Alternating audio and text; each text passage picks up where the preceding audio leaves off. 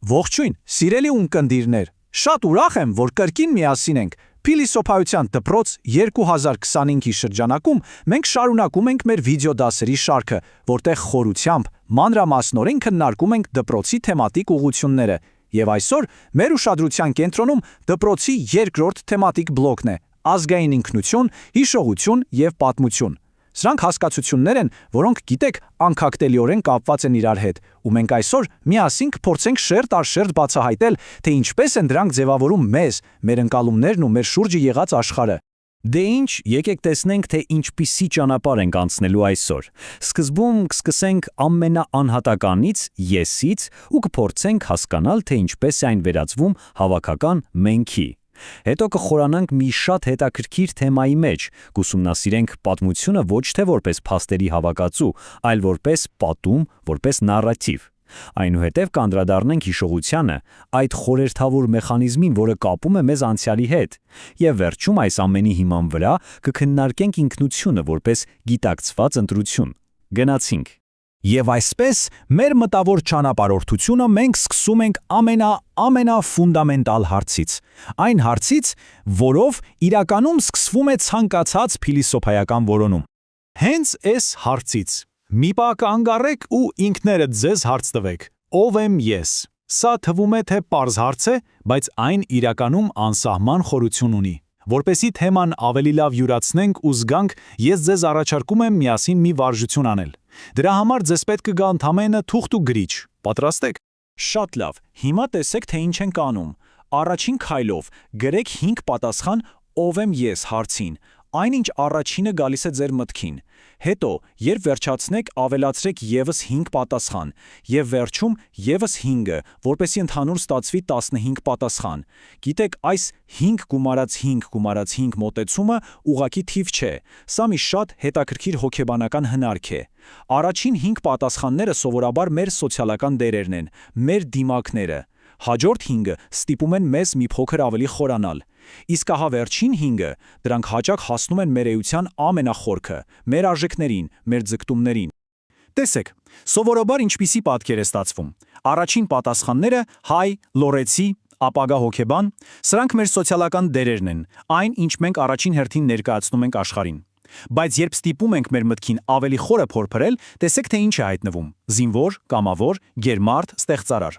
Ուշադրություն դարձրեք օրինակ զինվոր բառին։ Սա կարող է ընդհանրապես կապ չունենալ անցյալում ծառայելու հետ։ Սա կարող է խոսել պարտքի, պատասխանատվության գաղափարի մասին, որը դարձել է մարդու ինքնության հիմնական։ Որպեսզի այս բոլոր պատասխանների մեջ չկորենք, դրանք կարելի է դասավորել մի շատ օգտակար համակարգի մեջ ինքնության 5 ոլորտներով։ Սա մեզ համար մի գործիք է հասկանալու, թե մեր ինքնության որ կողմն է ավելի գերիշխող։ Օրինակ, ձեր ինքնության մեջ ավելի կարևոր է ձեր մասնագիտությունը, տնտեսական ոլորտ, թե ձեր բարոյական սկզբունքները, ոգեղեն ոլորտ։ Իրականում մեր ներքին կոնֆլիկտները հենց այս ոլորտների բախումից են առաջանում։ Պատկերացրեք, ձեր աշխատանքը տնտեսական պահանջում է մի բան անել, որը դեմ է ձեր արժեքներին, ոգեղեն։ Ահա եւ ձեզ խորը ներքին ճգնաժամ։ Շատ լավ։ Եսի հետ կարծես թե մի փոքր պարզվեց։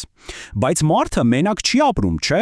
Մենք միշտ ինչ-որ խմբի մաս ենք կազմում։ Ուստի բնականաբար հաջորդ տրամաբանական հարցը սա է.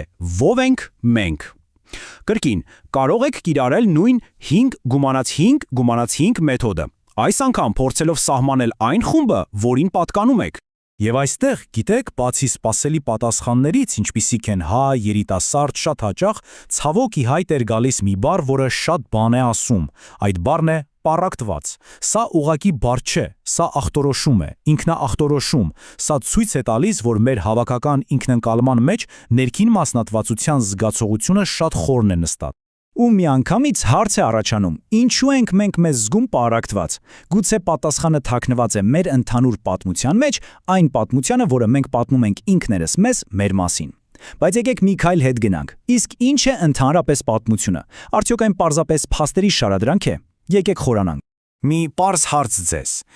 որտեղից գիտեք, թե երբ եք ծնվել։ Դուք չեք հիշում այդ օրը։ Ձեզ պատմել են դրա մասին։ Այս սա անհավանական կարևոր միտք է։ Նույնիսկ մեր ամենաանձնական, ամենաինտիմ պատմությունը մեզ տրված է ոչ թե անմիջական փորձով, այլ ուրիշների վկայությամբ, որպես պատում, որպես նարատիվ։ Մենք այն չենք հիշում, մեզ պատմել։ Գիտեք, դեռ հին հույները, Արիստոտելը սրա մասին մտածել է։ Նա մի շատ հետաքրքիր տարբերակում էր դնում։ Ասում էր պատմիչը պատմում է այն, ինչ կոնկրետ տեղի է ունեցել, իսկ բանաստեղծը պատմում է այն, ինչ կարող էր տեղի ունենալ։ Եվ սրանով ըստ Արիստոտելի պոեզիան դառնում է ավելի փիլիսոփայական, քան պատմությունը, որովհետև այն ոչ թե կոնկրետ դեպքի մասին է, այլ համամարտկային հնարավորությունների։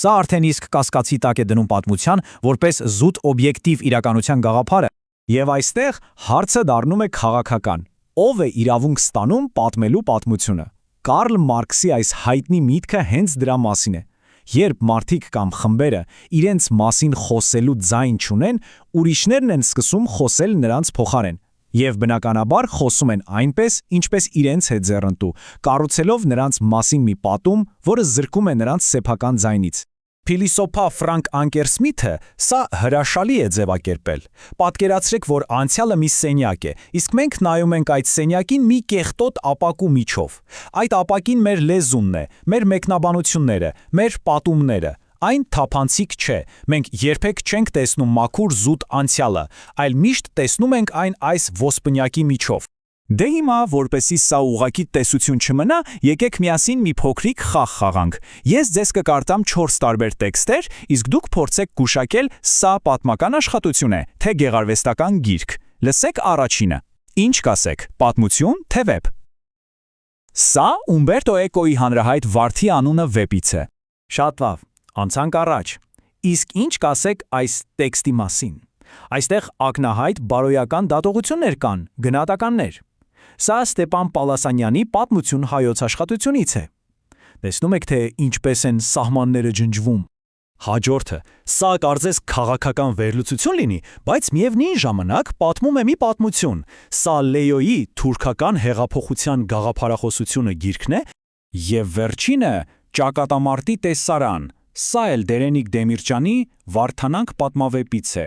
Այսպիսով տեսակ, հիմնական եզրակացությունը սա է. պատմությունը միշտ տեքստ է, այն ունի հեղինակ, ոճ, տեսանկյուն, նպատակ։ Այն երբեք ուղղակի մերկ փաստերի հավաքածու չէ։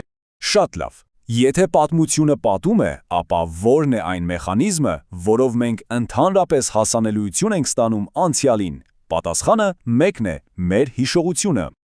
Բայց այստեղ էլ մի մեծ բայց կա։ Որքանով կարող ենք վստահել մեր հիշողությանը։ Համոզված եք, որ ձեր հիշողություններն իրականում տեղի ունեցած դեպքեր են, այլ ոչ թե պատմություններ, որ ձեր ուղեղն է հորինել բացերը լրացնելու, տրամաբանական կապեր ստեղծելու համար։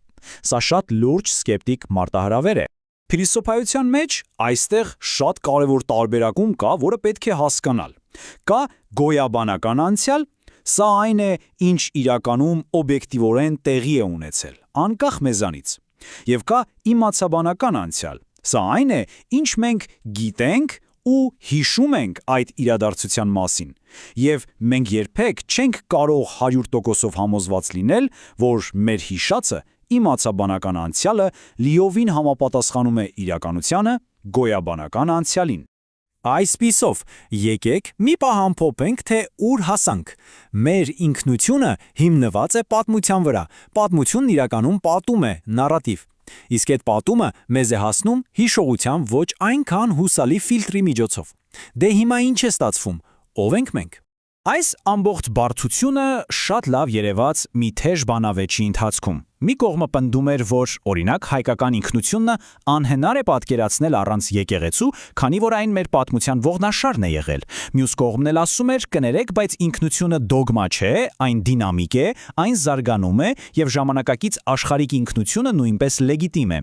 Տեսնում եք, ճշմարտությունն այստեղ կոնկրետ այս կամ այն կողմում չէ։ Ճշմարտությունն այն է, որ ինքնությունը հենց այս մշտական բանավեճի, այս երկխոսության եւ ի վերջո ընտրության արդյունք է։ Եվ այս ամենը մեզ բերում է մի շատ հզոր, գուցե նույնիսկ գլխապտույտ առաջացնող եզրահանգման։ Մենք սովոր ենք մտածել, որ իրականությունն է մեզ ձևավորում, բայց գուցե ամեն ինչ հակառակն է։ Գուցե հենց մեր ինքնությունն է այն ակնոցը, այն ոսպնյակը, որի միջով մենք տեսնում, մեկնաբանում ու կառուցում ենք մեր իսկ իրականությունը։ Ուրեմն, եթե մեր ինքնությունը պատմություն է, ով է դրա հեղինակը։ Այս հարցը պատասխան չի պահանջում, այն պատասխանատվություն է պահանջում, որովհետև այդ պատմության հեղինակները հենց մենք ենք, յուրաքանչյուրս, մեր ամենօրյա ընտրություններով ու գործողություններով։ Շնորհակալություն ունկնդրելու համար, հետևեք եւ մնացեք մեզ հետ փիլիսոփայությանը նվիրված ավելի շատ հետաքրքիր ու օգտակար բովանդակության համար։